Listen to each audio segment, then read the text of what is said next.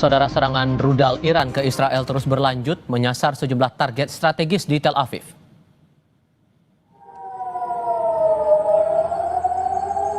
Sejumlah rudal balistik Iran kembali terlihat di wilayah udara Israel untuk merespons serangan Iran. Israel berupaya menembak jatuh rudal-rudal yang ditembakkan Iran. Sebelumnya, Garda Revolusi Iran memamerkan serangan rudal yang ditembakkan ke wilayah Israel.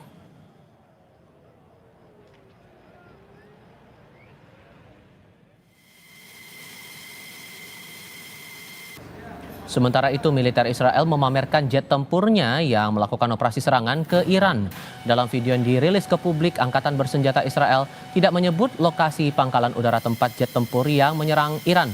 Israel mengatakan ada 50 unit jet tempur yang dikerahkan dalam operasi berbasis intelijen terhadap target militer Iran di Tehran.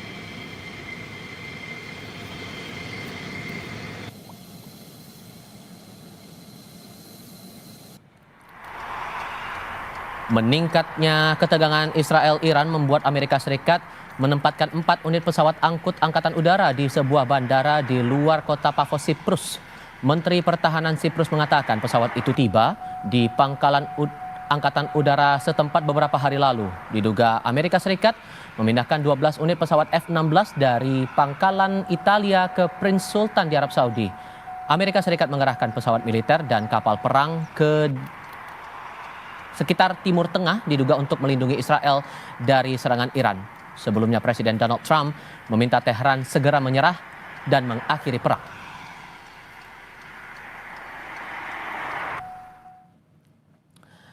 Perlu dipahami saudara, Iran dalam perang menghadapi Israel mengandalkan sejumlah pesawat lamanya seperti F-14A Tomcat, F-5E Tiger, F-4 Skyhawk, lalu ada Sukhoi Su-24, Mikoyan MiG-29 dan Chengdu F-7. Angkatan udara Iran di atas kertas kalah kualitas dari Israel.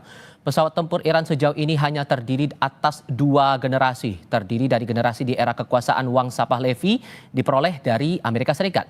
Kemudian di era pasca revolusi diisi oleh pesawat dari Rusia dan Tiongkok. Di sisi lain, kekuatan Angkatan Udara Israel diperkuat jet tempur pesawat F-35I, F-15 dan F-16 yang telah mengalami modifikasi. Untuk pesawat tempur, Israel disokong sepenuhnya oleh Amerika Serikat. Armada udara Israel yang terbaru dan paling canggih ialah F-35I yang sudah dibekali dengan kemampuan siluman dan dapat mengeliminasi sejumlah target dalam waktu bersamaan, baik target di udara maupun di permukaan.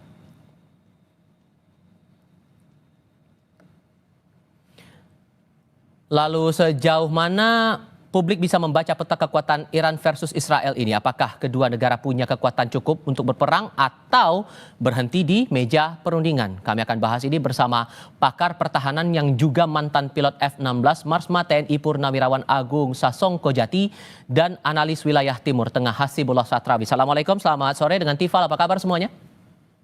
Baik, Mas Tifa. Selamat sore, Mas Agung. Terima kasih semua sudah bergabung bersama kami. Saya coba baca dulu soal peta kekuatan pertahanan dari kedua belah pihak ini, Pak Agung.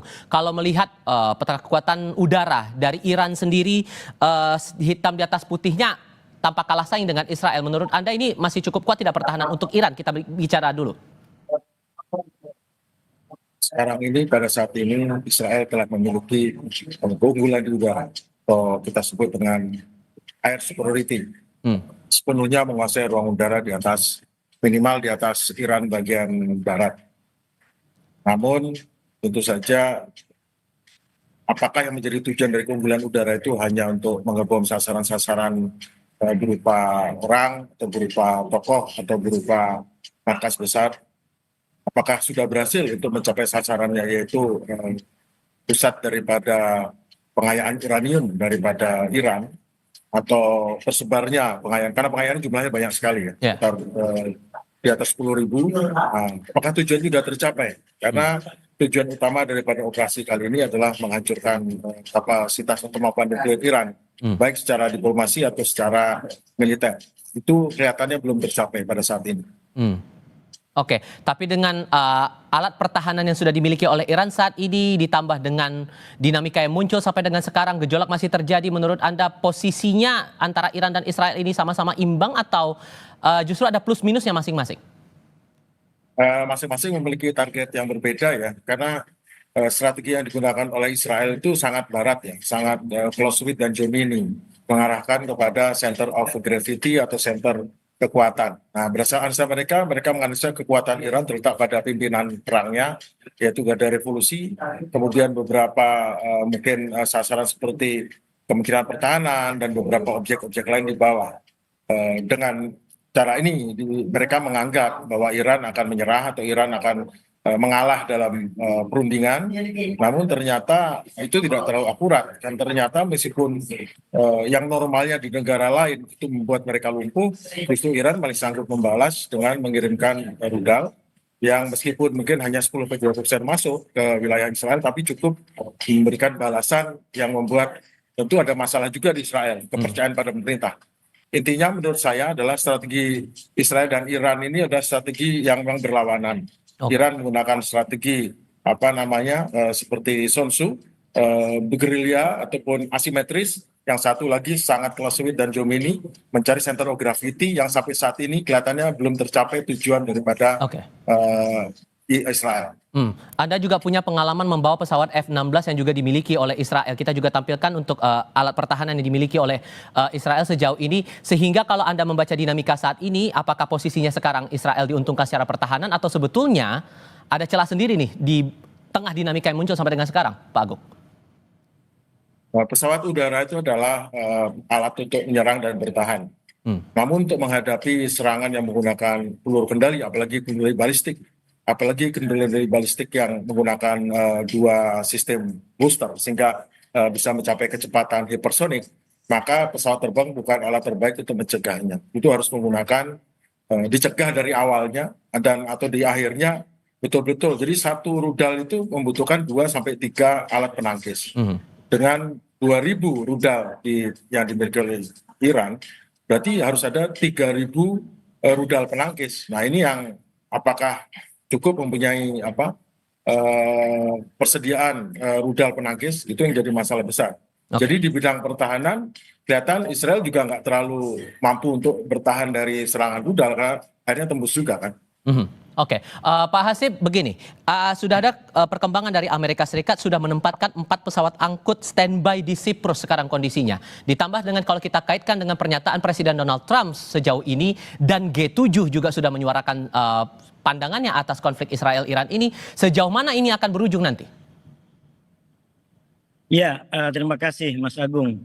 Saya di waktu yang cukup singkat ini, saya tetap ingin memulai dari empati kita semua kepada para korban dari kedua belah pihak. Sembari berdoa semoga perang ini tidak berkelanjutan, menimbulkan penderitaan bagi kedua masyarakat sipil terutama.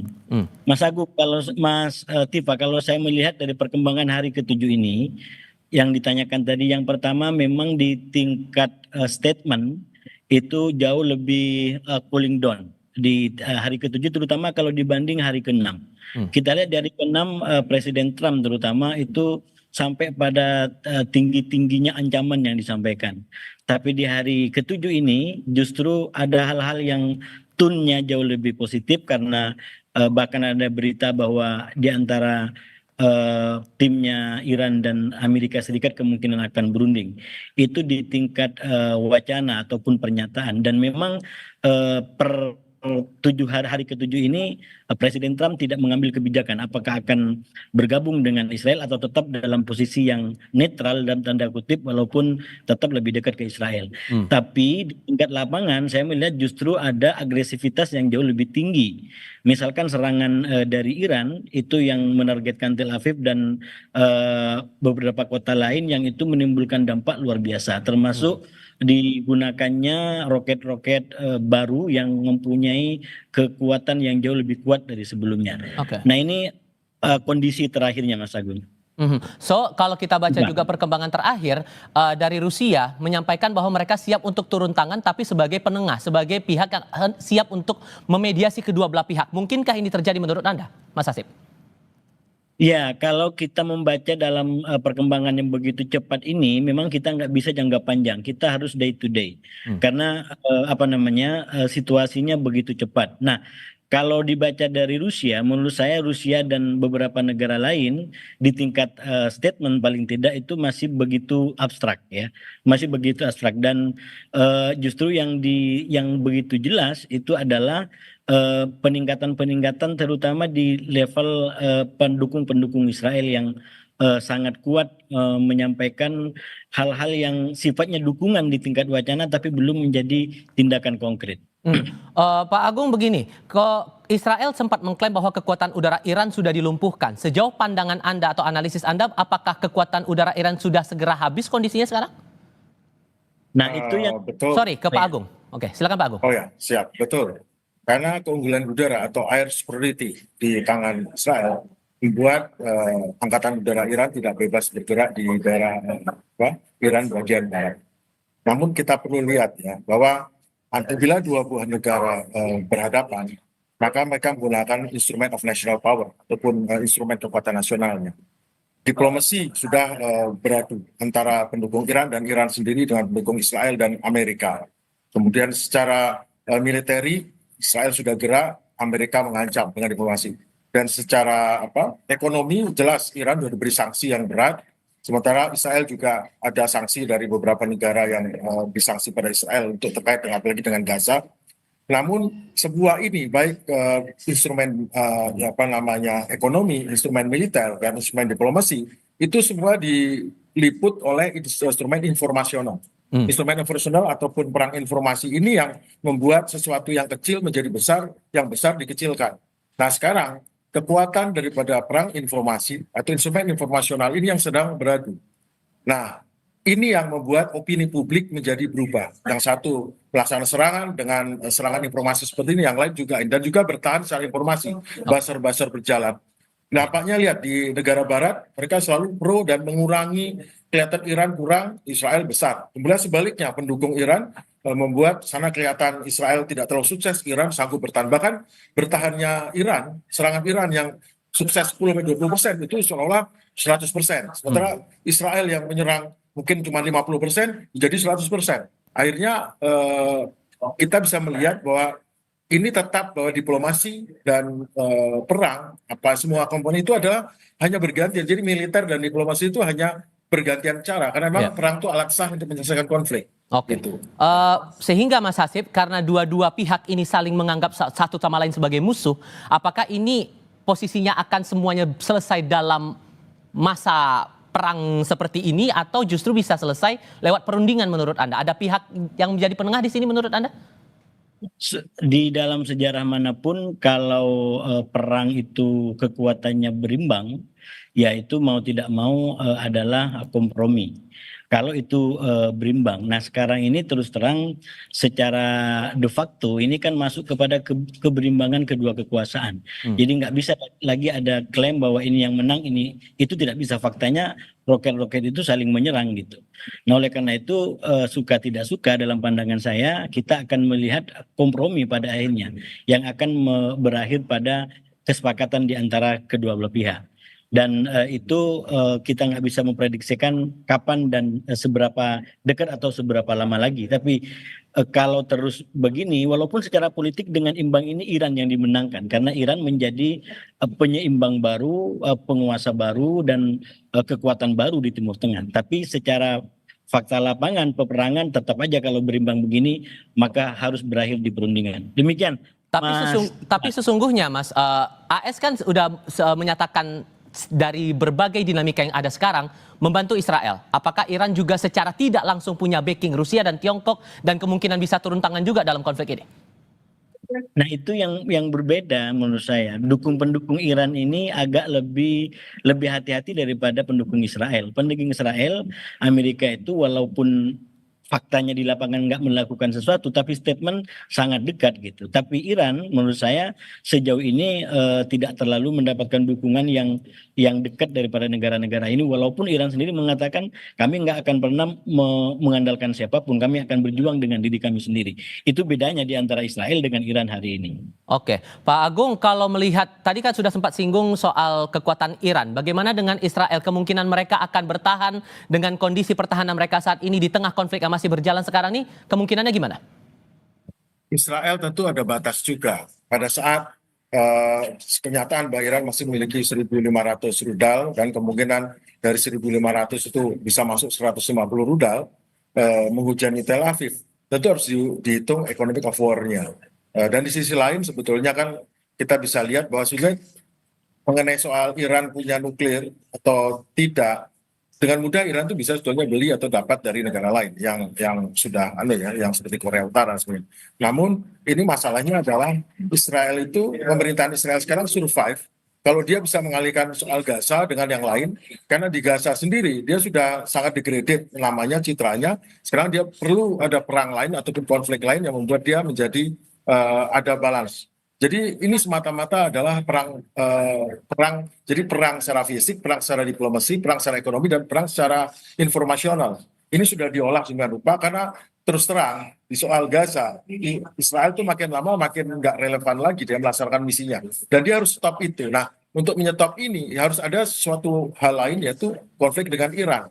Karena sesungguhnya inti daripada persoalannya adalah menyelamatkan rezim Netanyahu harus diselamatkan, dan juga selain Iran bukan sekedar untuk harga diri negara, tapi rezim yang ada sekarang juga harus menyelamatkan diri dengan bagaimana cara terbaik untuk mengatasi problem ini dengan militer, dengan diplomasi, dengan apa, sehingga dia oke di mata rakyatnya. Sama juga Netanyahu. Kalau Netanyahu masalahnya adalah lebih besar lagi, dia bukan hanya oke di mata rakyatnya, juga oke di mata dunia. Sebetulnya terus terang dari segi strategik Israel itu agak di bawah ini, dia agak sangat, karena genocide is genocide. Pembantian orang itu kejahatan internasional dan itu tidak akan dilupakan. Citra Israel sebagai kumpulan orang-orang yang tertindas dalam Perang Dunia Kedua sekarang sudah berubah menjadi citra betul-betul tangan kanan penjajah, mewakili kolonialisme, mewakili kapitalisme, dan yang buruk-buruk ada di situ. Kalau Anda membaca sendiri, Pak Agung, kemungkinan negara lain ikut turun tangan dalam konflik ini seberapa besar dengan banyak pernyataan sana-sini yang muncul? Kemungkinan eskalasi bakal lebih besar, apakah akan terjadi dalam waktu dekat? Membaca pernyataannya saja dulu sekarang. War of attrition, perang atrisi. Pada saat perang besar sudah lewat, maka ada perang atrisi, perang gerilya atau perang ini. Sekarang diam-diam mungkin ada yang belum tahu ya, dari Pakistan sudah nyebrang itu peralatan-peralatan senjata.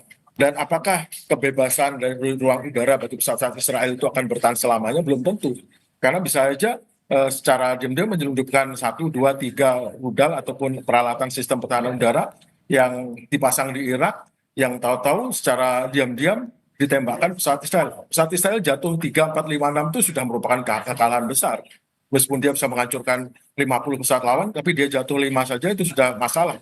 Karena Israel terkenal sangat melindungi warganya, sangat ahli, sangat pintar, sangat cerdik. Tetapi kan sekarang sudah berubah itu. Dia ternyata nggak sehebat itu, nggak sebaik itu, nggak seideal itu, nggak secanggih itu juga. Ternyata bisa dihajar oleh Iran, yang Iran tanpa ragu-ragu menyerang Israel dan tanpa ragu menyerang pangkalan udara Amerika loh. Iran tuh dengan beraninya dan tidak takut. Nah, ini kekuatan baru di dunia, di Timur Tengah. Mas Hasib, saya harus singgung lagi masalah pesawat, 4 pesawat angkut angkatan udara dari Amerika Serikat yang masih standby di Siprus. Sehingga kemungkinan skenario apa yang perlu diantisipasi membaca kondisi yang ada sekarang ini? Iya, sekali lagi penentunya menurut saya adalah Amerika Serikat, terutama Presiden Donald Trump. Walaupun Donald Trump ini kan sebenarnya sekarang terjebak di antara komitmen dia untuk menjadi sebagai tokoh perdamaian, ingin menyelesaikan perang-perang yang sudah ada, mengingat perang-perang ini sudah terjadi sebelum dia menjabat, atau dia justru kembali kepada kebiasaannya menyerang gitu. Nah, ini yang menurut saya selain soal kepentingan ekonomi, bacaan-bacaannya ya, Amerika ada trauma tersendiri dengan perang lama yang diciptakan katakanlah di Irak, di Afghanistan, dan itu menimbulkan dampak ekonomi yang tidak ringan. Nah, saya melihat ini yang kemudian besar kemungkinan menjadi faktor Amerika, dan terutama Presiden Trump sampai sekarang masih ragu apakah akan bergabung atau justru menjadi penengah untuk menyelesaikan perang ini dan sekaligus tiket menuju Nobel perdamaian yang diinginkan oleh ragunya lebih kecenderungan ke arah mana, Mas Hasib? Mas Hasib? Ya. Keraguan Anda itu lebih ke arah mana? Apakah aspek ekonomi yang juga dipertimbangkan, aspek politik, atau ada faktor lain sesungguhnya di sini?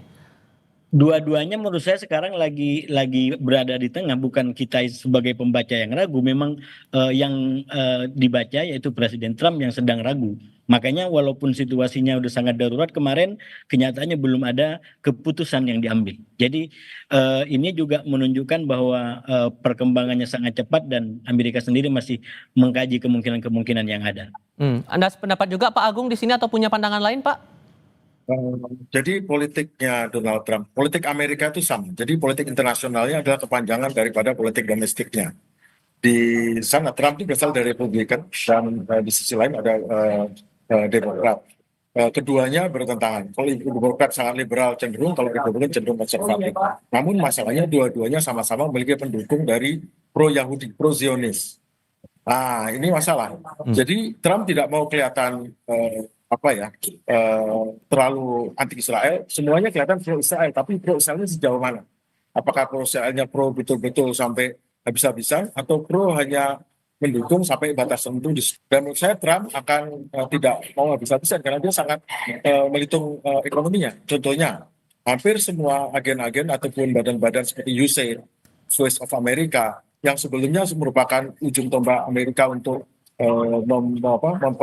memperluas demokrasi, memperluas hegemoni Amerika di bidang budaya dan di bidang pendidikan, itu dibasmi sama Trump. Karena apa?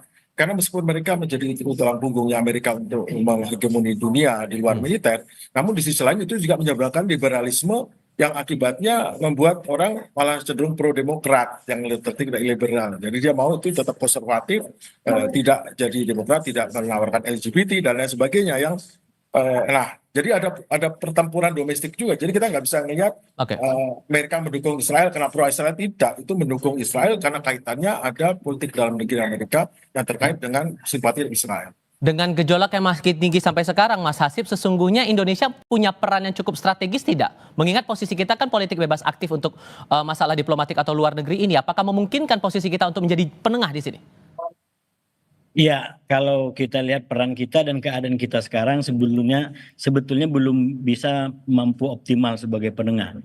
Jadi paling tidak saya sampaikan kemarin di Kompas juga, itu kita kasih masukan agar perang ini tidak berkelanjutan, mengantisipasi dampak ekonominya.